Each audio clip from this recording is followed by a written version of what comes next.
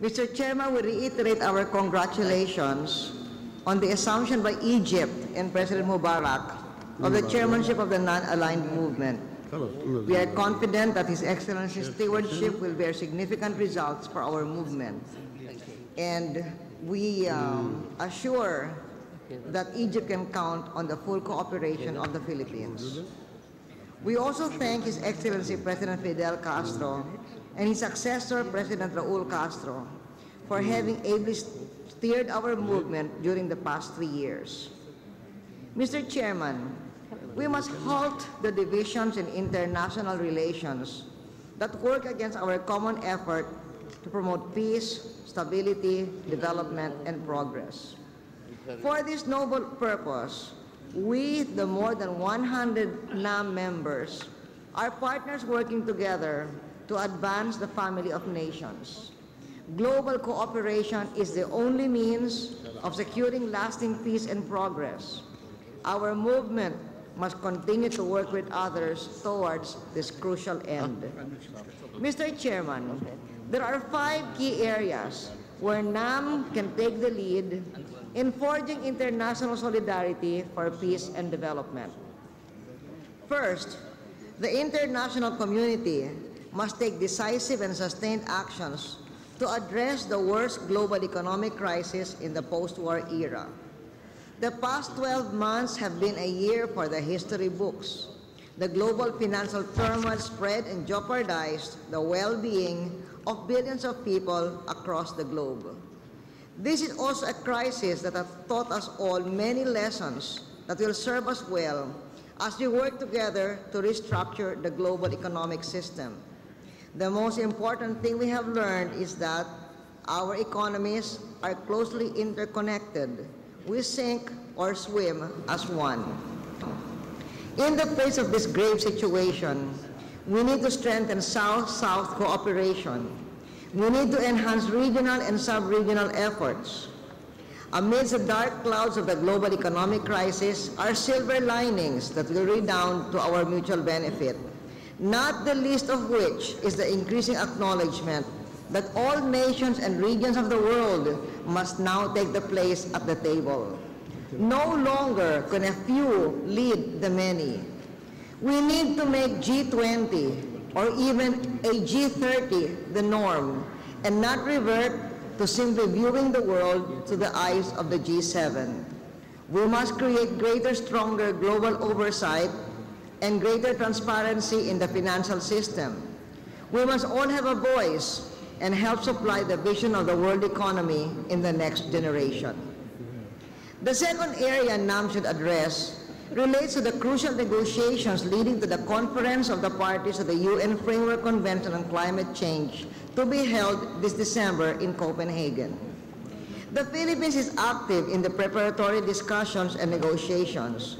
We have been designated as the overall coordinator of the Group of 77 in China for the ad hoc working group on long-term cooperative action.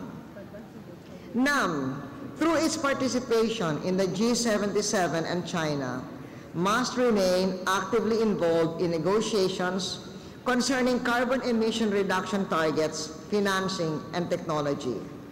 If we are going to impact the climate change dialogue, we must carry a message from NAM to the ongoing meetings of the UN Framework Convention on Climate Change. The industrialized countries must decide before the Copenhagen meeting on the range of their carbon emission reduction targets.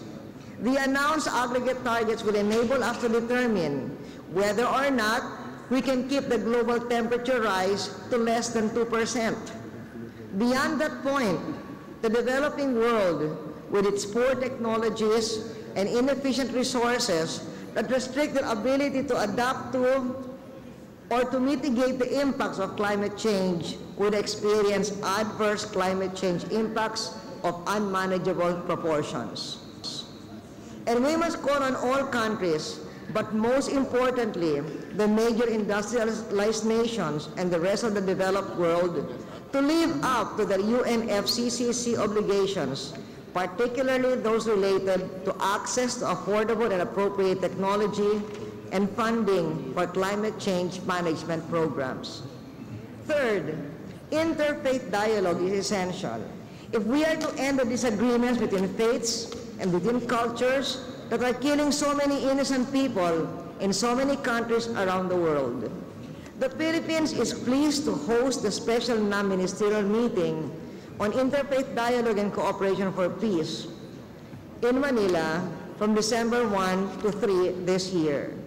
This will mark the first time that NAM will harness the great potentials of interfaith dialogue and cooperation to advance our concerns for a durable and lasting peace and sustainable development.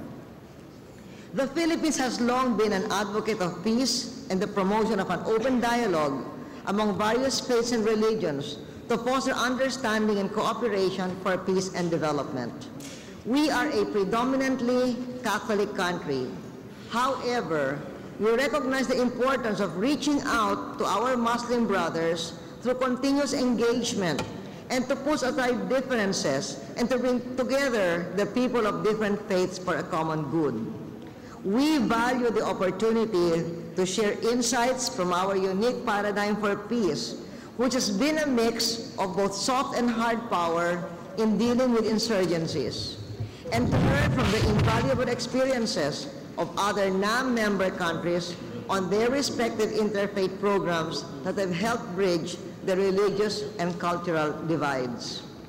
We look forward to welcoming all the NAM delegations in Manila. This will blaze a new landmark in our movement's quest for international solidarity. Fourth, as we look at international security of regions, we cannot overlook the important issue of nuclear disarmament and non-proliferation. The Philippines stands with all peace-loving nations against dangerous experimentations with nuclear weapons.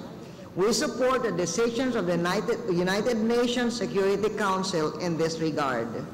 We are grateful to the NAM membership for your trust in the Philippines, for endorsing the Philippines presidency of the 2010 Review Conference of the Nuclear Non-Proliferation Treaty, the NPT 2010. Fifth, let us focus our collective action on our migrant workers, a group whose labors benefit both their home and their host nations. Despite their contributions to the global economy, many migrant workers are unsung heroes, often vulnerable to exploitation. In the UN, the Philippines has been one of the foremost advocates for the International Convention for the Protection of the Rights of All Migrant Workers and their families. I urge all our NAM partners that have not yet done so to accede to this important convention. Of immediate concern is our migrant workers who are falling victim to kidnapping and piracy while working on board international vessels. We call on the member states of NAM to do everything in your power to help protect those vulnerable workers from pirates and other non-state actors who would do harm. Mr. Chairman, indeed NAM brings together nations to address global challenges such as the global economic crisis, climate change, nuclear non-proliferation and disarmament, interfaith understanding, and the welfare and development of migrant workers, particularly as the global economy becomes more integrated.